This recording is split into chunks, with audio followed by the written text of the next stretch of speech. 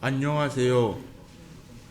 저희는 7조 임혜건 조건님의 팀인데, 저희는 랑미어 프로브를 이용한 저온 플라즈마의 온도 및 밀도 측정이라는 것을 주제로 연구해 보았습니다.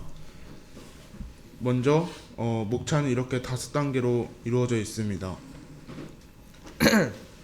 먼저 우리가 플라즈마에 대해서 연구한 것이므로 플라즈마에 대해서 간략하게 설명해 드리도록 하겠습니다. 플라즈마라는 것은 정기적인 성질을 띤 하전 입자들이 수가 늘어나게 되면 전자기력을 차근차근하게 되면서 다양한 성질을 가지게 되는데, 이러한 상태를 플라즈마라고 하는 것입니다. 플라즈마는 하전 입자, 즉 대전 입자로 이루어져 있고, 이는 양전하인 이온과 음전하인 전자로 이루어져 있습니다. 플라즈마는 집단적 행동을 보이는 중증성을 띠는 기체라고 볼 수 있는데, 먼저 집단적 행동에는 플라즈마는 이온이랑 전자로 분리되어 있기 때문에 서로 전자기력에 작용해서 서로 더 유기적인 움직임을 보이는 경향이 있고, 또 중증성인데 플라즈마는 전체적으로 봤을 때 중성처럼 보이는 것인데, 이 중증성을 유지하려는 이유는 전자의 운동 에너지가 더 커서 더 벽에 많이 흡수되는데 전위가 낮아짐에 따라서 전자가 방출되는 걸 막기 때문에 중증성을 유지하려는 경향이 있다고 할 수 있습니다. 네, 다음 성질은 디바이 차폐라는 것인데, 이거는 전자와 이온이 자체적인 움직임으로 전자기력이 멀리 퍼져나가는 것을 막는 현상입니다. 전자기력에 의해서 이온 주변에 전자들이 모여들게 되는데요. 거리에 따라서 플라즈마 전위값이 다음과 같이 지수함수적으로 급격하게 감소하게 됩니다. 그래서 매우 멀리 떨어져 있을 때는 사이에 있는 게 마치 중성인 것처럼 보이는 거죠. 그래서 식은 저렇게 되는데, 푸아송 방정식을 사용해서 정의를 하였고요. 디바이 거리가 루트 2제곱 n 입실론 제로 kbt인 것으로 보아서 그 온도가 증가하면 거리가 증가하고 밀도가 증가하면 거리가 감소함을 알 수 있습니다. 그리고 우리는 랑미어 프로브라는 것을 이용해서 이것을 진단했는데, 이 랑미어 프로브 방식은 플라즈마 안에 직접 프로브 같은 것을 안으로 직접 넣어가지고 프로브 안으로 전자나 이온이 들어온 것을 측정해서 이런 전류값을 측정하는 장치이고요. 뒤에서 설명할 때 사전 지식으로 알아두자면, 플라즈마 프로브 주변에는 시스라는 게 형성이 되는데, 플라즈마는 중성을 띠려는 경향이 있기 때문에 도체의 전압이랑 플라즈마 전압의 전이차만큼 시스의 전이차가 생깁니다. 네, 그래서 이런 랑미어 프로브를 이용해서 실제로 실험을 하면 프로브에 걸리는 전압과 프로브에 들어오는 그 전류를 그래프로 표현하면 다음과 같은 전류 전압 그래프를 얻을 수 있습니다.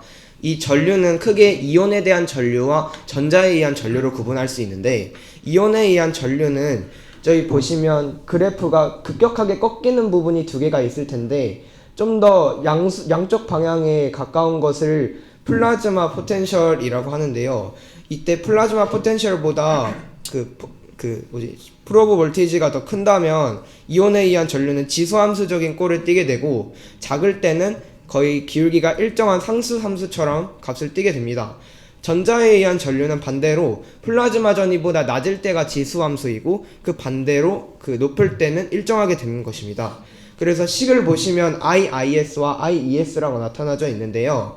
IES는 저기 왼쪽 아래에 보시는 것과 같이 4분의 1에다가 프로브 면적 그리고 기본 전하량 플라즈마 밀도를 곱한 것에 평균 속력을 곱한 것이고요. 아래 이온 속력은 그와 약간 다르게 추후에 볼 봄 크라이테리온을 이용해서 다르게 유도할 수 있는데요. 이유는 아래와 같이 나타낼 수 있습니다. 먼저 우리는 전자가 맥스웰 볼츠만 분포를 따른다고 가정을 했는데요. 이 맥스웰 볼츠만 분포를 보자면 식은 이렇게 됩니다. 이것은 맥스웰 볼츠만 속력 분포인데, 이것으로 우리가 흔히 아는 RMS 속력도 구할 수 있고, 또 밑에 식으로 보면 평균 운동 에너지를 이렇게 계산을 해서 플라즈마의 온도를 정의할 수도 있습니다. 다음은 푸아송 방정식인데요. 아까 디바이 거리 유도할 때도 썼던 것처럼 이렇게 전하와 전기력이 이렇게 연관된 것이라면 이 푸아송 방정식을 꼭 써야 합니다. 그래서 이것은 전위와 전하 밀도 사이의 관계를 기술하는 식이고요. 식은 아래와 같습니다. 그리고 이것은 가우스 법칙과 전기장 전위 사이의 관계를 잘 연립을 하면은 쉽게 유도할 수 있습니다. 그다음 우리는 본 크리터리온을 아까 전에 말했는데 본 크리터리온이 필요한 이유는 이온이 프로브에 들어올 때 일정한 속력으로 들어오는데 그것을 유도하기 위해서 일단 플럭스 보존이랑 에너지 보존식으로 시스 내어 이온의 밀도를 구하고 그 볼츠만 릴레이션으로 시스 내어 전자의 밀도를 구해서 이것을 그냥 포화성 방정식에 대입하면 이런 아래의 부등식을 얻을 수 있는데 여기서 V0는 루트 n분의 kBT가 봄 스피드로 이온은 프로브를 이러한 일정한 속력으로 들어오게 됩니다. 네, 저희 실험실 상에서는 이 맥스웰 분포가 이렇게 한 개만 있는 것이 아니라 두 개가 존재하는, 즉 온도가 뜨거운 것과 차가운 것이 공존하는 상태가 만들어지게 되는데요. 이럴 때는 방금과 사용했던 것처럼 본 크라이테리온을 유도할 때 그 약간 변형해야 됩니다. 이때 그 플라즈마 전자 밀도를 여기 그 맥스웰 볼츠만 분포를 약간 두 개로 쪼개면서 변형을 시키면 이렇게 유효 온도가 뜨거운 온도와 차가운 온도의 조합 평균으로 이루어지게 되고, 아까와 같이 속력이 일정하지만 약간 이렇게 유효 온도를 이용해서 다르게 표현할 수도 있는 것입니다. 이제 플라즈마를 만드는 방법에 대해서 설명을 드릴 건데, 원래 플라즈마는 고온에서 플라즈마를 만드는데 우리 실험실에서는 이제 DC 방전이라는 것을 이용해서 플라즈마를 생성했습니다. 일단은 이 DC 방전의 원리는 전극에 전기장을 가해주기 전에도 기체에는 항상 자연 상태에도 이온화되어 생성된 전하들이 존재하고, 이 상태에서 전기장을 걸어주면은 전자들이 운동을 하면서 기체 원자와 충돌하게 됩니다. 이때 이 전자의 에너지가 충분하게 되면 기체 원자가 이온화되게 되고, 이 이온화된 기체 원자들도 또 전기장에 걸려서 또 다른 원자에 충돌하고, 이런 식으로 연쇄 반응이 일어나서 플라즈마가 생성되는 것입니다.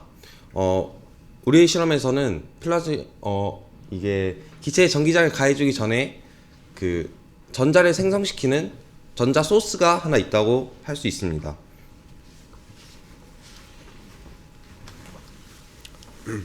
이제 플라즈마를 만들기 위해서는 저희가 아르곤을 통해서 플라즈마를 만들 거기 때문에 이 챔버 안에 아르곤을 제외하고 모두 없애는 진공 상태를 만들어야 합니다.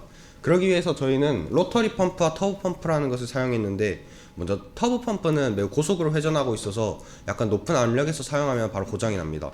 그래서 이 로터리 펌프를 통해서 현재 이 대기압 상태에서 약간 저진공 상태로 만들어준 다음에, 이후에 로터리 펌프와 터보 펌프를 다시 연결해서 터보 펌프를 통해 저진공 상태에서 고진공 상태로 만들어줍니다.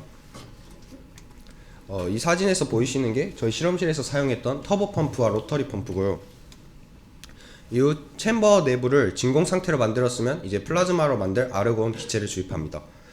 근데 여기서 아르곤을 주입했는데, 아르곤이 주입 전에 저희 여기 사진에서 보이듯이 저희 실험실 내 챔버 환경을 3.9 곱하기 10의 마이너스 6승토르, 그러니까 약 5.1 곱하기 10의 마이너스 4승 ATM 정도의 진공이 형성되었습니다. 그리고 아르곤을 넣을 때 주의해야 될 게 있는데, 아르곤 기체를 너무 많이 넣으면은 그 전자들이 나오면서 아르곤이 그 주변에서만 부딪혀가지고 플라즈마가 지역적인 곳에만 형성됩니다. 반대로 아르곤의 밀도가 너무 적으면 그 전자와 아르곤이 충돌하지 않고 전자가 그대로 챔버 벽에 충돌하여 플라즈마가 형성되지 않을 수도 있습니다.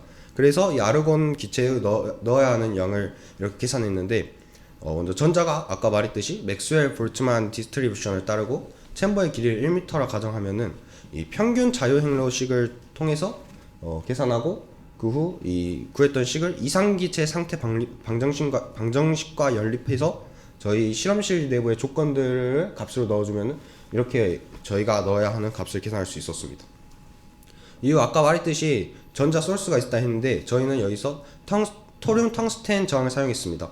토륨 텅스텐 저항에 그 전류를 흘러주어서 가열시킨 후 그 가열시킨 전자들이 튀어나오게 되는데, 이 튀어나온 전자들은 아직 아르곤 원자를 이온화시키기엔 너무 에너지가 적습니다.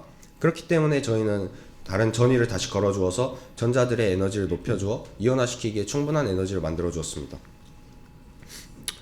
이 사진들이 저희 실험실 내에서 확인할 수 있었던 플라즈마와, 오른쪽이 랑미어 프로브로 그 플라즈마를 진단하고 있는 모습입니다. 저희가 이렇게 진단을 통해서 그림과 같이 IV 데이터를 얻을 수 있었고요. 이를 통해서 플라즈마 변수들에 대해서 계산인데 이는 뒤에서 다시 서술하도록 하겠습니다.